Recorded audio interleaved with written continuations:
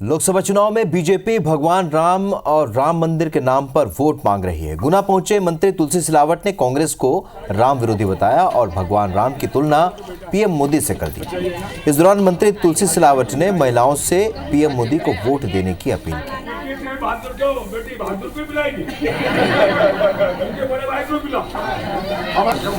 पर ये तभी संभव होगा जिस प्रकार से आपने 163 सीट अब की बात 400 बार राम को कौन लेके आया? मोदी जी।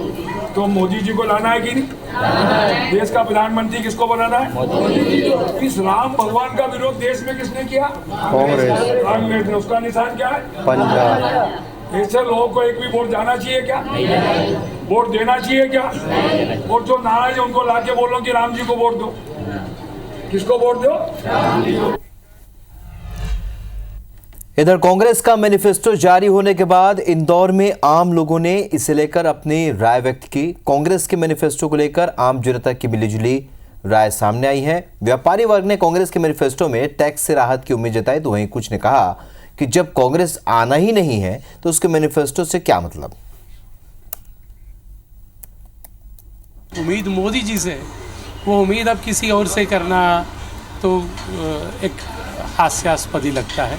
तो पूरा देश उम्मीद के साथ में प्रधानमंत्री को देख रहा है। कांग्रेस का मैनिफेस्टो मैंने देखा नहीं है, मुझे लगता नहीं है कि वो लोग उस पर इतना कोई ध्यान देंगे या उसको देखेंगे। कांग्रेस के मैनिफेस्टो से क्या सरकार बन पाएगी? नहीं, वो लालीपाप है सिर्फ कांग्रेस का। अच्छा, ओनली बीजेपी इस बार। चाइना का माल बंद होना चाहिए, बाहर का माल बिल्कुल बंद होना चाहिए। अपना माल बल्कि बाहर जाना चाहिए बन के, तो अपना रोजगार बढ़ेगा। हमको रोजगार की बात करेंगे व्यापारी वर्ग हम तो।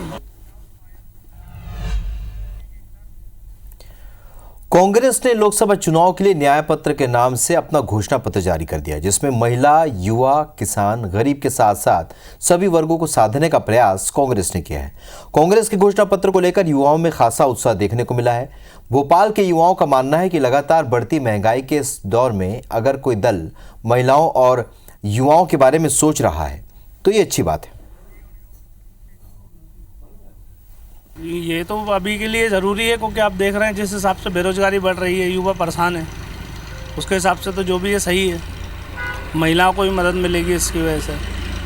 बाकी जो अभी वर्तमान सरकार के हिसाब से तो ये सही है, कम से कम कोई तो युवाओं के बारे में सोच रहा है। युवाओं के लिए भी जो कांग्रेस पार्टी काम कर रही है वो भी मतलब जो मैनिफेस्टो में उन्होंने दिया है कि हम 30 लाख रोजगार और ये सारी चीज़ें जो उन्होंने मेंशन की हैं, तो अगर इस टाइप से काम करते हैं, कांग्रेस पार्टी इस तरीके से काम करती है तो काफ़ी अच्छा रहेगा। कांग्रेस की तरफ से जो योजना आई है, हमारी घोषणा हुई है, वो महिलाओं के हित के लिए है। महिलाओं के लिए ये आगे जाके बेनिफिट रहेगा उनके लिए, और उनकी जो भी नीड्स है वो पूरी होंगी। कांग्रेस ने न्याय पत्र के नाम से अपना घोषणा पत्र जारी किया है, जिसके जरिए कांग्रेस ने महिलाओं को 1 लाख रुपए सालाना देने समेत मनरेगा की मजदूरी 400 रुपए और युवाओं को रोजगार देने के साथ देश में जातिगत जनगणना कराने की बात के अलावा 5 न्याय और 25 गारंटी के दावे किए हैं।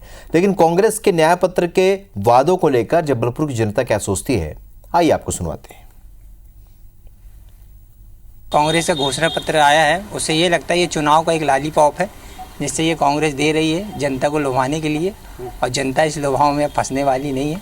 जनता को जान गई है किसे वोट करना है और क्या करना है। ऐसा है कि कांग्रेस तो हमेशा ये वचन पत्र जारी करती है और खरे नहीं उतरती है, और यहाँ पे तो बीजेपी तो जो अपना वचन पत्र जारी करती है उसमें 90% तो डिलीवर हुआ है। शिक्षा और स्वास्थ्य फ्री करें, बाकी कुछ ना करें तो ज़्यादा बेटर है। फ्री की आदतें छोड़ दें, वो ज़्यादा बेटर है। जो बीजेपी सरकार कर रही है बहुत अच्छा कर रही है मेरे ख्याल से। ये तो क्या है, हर पॉलिटिक्स वाला करता रहता है। ये जो घोषणा है हर चीज़ों का है, कोई भी पॉलिटिक्स वाले लुभावने चीज़ें करेगा ही, क्योंकि अभी वो चुनाव के लिए मेन जो मुद्दे हैं वो चीज़ें हैं कि रोज़गार वगैरह ये दे। ये इन सब चीज़ों के लिए बहुत ज़रूरी है। जो आदमी की जो ज़रूरत है वाली चीज़ें हैं वो इनको करना चाहिए। ये वादे तो इन लोग करते ही रहते हैं, आगे अपने चुनाव के लिए वादे करते रहते हैं, लेकिन क्या है ये पूरे होते हैं नहीं होते, ये तो अब समय की ही बात है जो भी है। तो इसमें क्या है, इनके लुभावनी चीज़ें हो रही है। कांग्रेस ने जो ये घोषणा पत्र आज जारी किया है, मेरे को लगता है वो एक ढकोसला है। उसमें कोई ऐसी बात नहीं है, जो वो बातें कर रहे हैं वो संभव नहीं है। घोषणा पत्र कांग्रेस ने जारी किया है, ये जो मेरा अपना पर्सनल ओपिनियन ये है कि ये चुनाव के लिए हथकंडा अपना रहे हैं। क्योंकि इनके पास अब कुछ बचा नहीं है। मध्य प्रदेश में कांग्रेस ने 3 लोकसभा सीटों पर उम्मीदवारों की घोषणा नहीं की है अब तक। इनमें खंडवा, ग्वालियर और मुरैना की सीट शामिल है। इसे लेकर कांग्रेस के मीडिया के अध्यक्ष मुकेश नायक का कहना है कि कांग्रेस बची 3 सीटों पर मजबूत उम्मीदवार देने जा रही है, इसलिए थोड़ा वक्त जरूर लग रहा है। जिन सीटों पर उम्मीदवारों की घोषणा होनी अभी बाकी है, वहां तीसरे और चौथे चरण में मतदान होने हैं। अब जैसे ही केंद्रीय कमेटी की बैठक होगी, वैसे ही तीनों बचे हुए नामों का ऐलान हो जाएगा। इधर बीजेपी प्रवक्ता नरेंद्र सलूजा ने तंज कसते हुए कहा कि कांग्रेस में झगड़े खत्म नहीं हो रहे। तीनों सीटों पर जीतू पटवारी और उमंग सिंघार में अपने लोगों को टिकट दिलाने की होड़ मची हुई है, लड़ाई चल रही है। हमें लगता है कि तीनों सीटों पर कहीं बीजेपी को वॉकओवर न मिल जाए। ये 3 सीटों पर अंतिम चरण में चुनाव है और जिन्हें चुनाव लड़ना है उनको कह दिया गया है। अगली CWC की मीटिंग होगी तो औपचारिक घोषणा हो जाएगी। देखिए, डूबती कांग्रेस भी लड़ रही है। डूबती कांग्रेस में जीतू पटवारी, उमंग सिंघार लड़ रहे हैं। मुरैना ग्वालियर को लेकर पेच फंसा हुआ है, खंडवा को लेकर पेच फंसा हुआ है। दावा किया था कि 18 तारीख को 100% नाम घोषित कर देंगे और अभी भी 3 सीटें बाकी है। तो ऐसा लग रहा है जिस प्रकार से डूबती कांग्रेस में लड़ाई जारी है, कहीं ऐसा नहीं हो कि तीनों सीट भी फ्री फॉर ऑल कांग्रेस घोषित कर दे। इधर धार की बोधशाला में सर्वे के 15वें दिन सुबह ASI के 20 अधिकारी और 31 मजदूर प्रवेश किए वहां पर और सर्वे दोपहर 12 बजे तक चला। इस दौरान हिंदू फ्रंट फॉर जस्टिस की राष्ट्रीय अध्यक्ष रंजना अग्निहोत्री भोजशाला पहुंची और सर्वे की कार्रवाई में उन्होंने हिस्सा लिया। टीम ने भोजशाला के अंदर और बाहर का सर्वे किया। भोजशाला के पिछले हिस्से में खुदाई की गई। रंजना अग्निहोत्री ने बताया कि भोजशाला में सर्वे का काम तेजी से चल रहा है। टीम ने भोजशाला के 13 गड्ढे वहां पर चिन्हित किए हैं, जिनमें से 3 में खुदाई चल रही है। उन्होंने बताया कि भोजशाला के गर्भगृह के पीछे एक पिल्लर का बेस मिला है, साथ ही खुदाई में एक दीवार भी मिली है, शायद अंदर तहखाना हो सकता है। इधर काजी मोइनुद्दीन की याचिका पर सुप्रीम कोर्ट ने सुनवाई से इनकार कर दिया है और उन्हें हाई कोर्ट में जाकर याचिका दाखिल करने की सलाह दी। बता दें कि मोइनुद्दीन ने सर्वे रद्द करने और उस पर रोक लगाने की मांग की थी। जिस पिलर बेस का हमने जिक्र किया था उसकी क्लीनिंग और हो गई है, तो वो और विजिबल हो गया, उसको स्पष्ट रूप से कहा जा सकता है पिलर बेस से। इंदौर हाईकोर्ट में मुकदमा लंबित है, आप वहां जाएं। अब सुप्रीम कोर्ट बार बार आके समय क्यों नष्ट कर रहे हैं? ASI के सर्वे से यदि आपको कोई आपत्ति है तो आप सुप्रीम कोर्ट जाएँ, जो आपकी इच्छा करेंगे आपत्ति। रुक करेंगे इस वक्त की बड़ी पॉलिटिकल खबर का। लोकसभा चुनाव के बीच बिहार के पूर्व मुख्यमंत्री लालू प्रसाद यादव को ग्वालियर की MP MLA कोर्ट से बड़ा झटका लगा है। कोर्ट ने उनकी गिरफ्तारी के लिए वारंट जारी कर दिया है। ये वारंट साल 1995 से 1997 के बीच आर्म्स एक्ट के मामले में जारी हुआ है। उन्हें साल 1998 में इसे लेकर फरार घोषित किया जा चुका है। आरोप है कि यूपी की फर्म के संचालक राजकुमार शर्मा ने ग्वालियर की हथियारों की 3 कंपनियों से फर्जीवाड़ा कर हथियार और कारतूस खरीदे थे। इन्हें बिहार में बेचा गया था। जिन्हें ये बेचे गए उन लोगों में लालू प्रसाद यादव का भी नाम है और इस मामले में कुल 22 आरोपी हैं। 6 के खिलाफ सुनवाई चल रही है। 2 की मौत हो चुकी है, वहीं लालू प्रसाद यादव समेत 14 फरार हैं।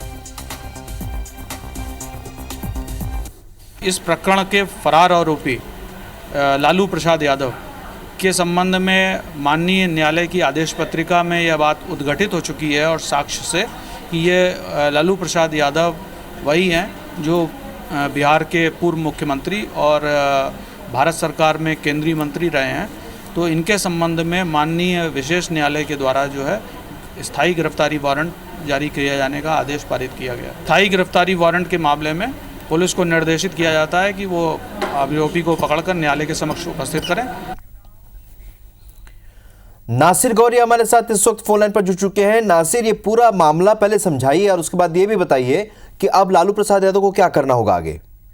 देखिए, लालू यादव के लिए एक बड़ी मुश्किल हो गई है, क्योंकि लोकसभा चुनाव से पहले अगर इस तरह का कोई स्थायी वारंट निकलता है तो बड़ी बात है। और ऐसे में अब उनको पेश होना पड़ेगा, क्योंकि साल 1998 में उनके खिलाफ जो आरोप पत्र था पुलिस ने पेश किया था और उनको फरार घोषित किया था।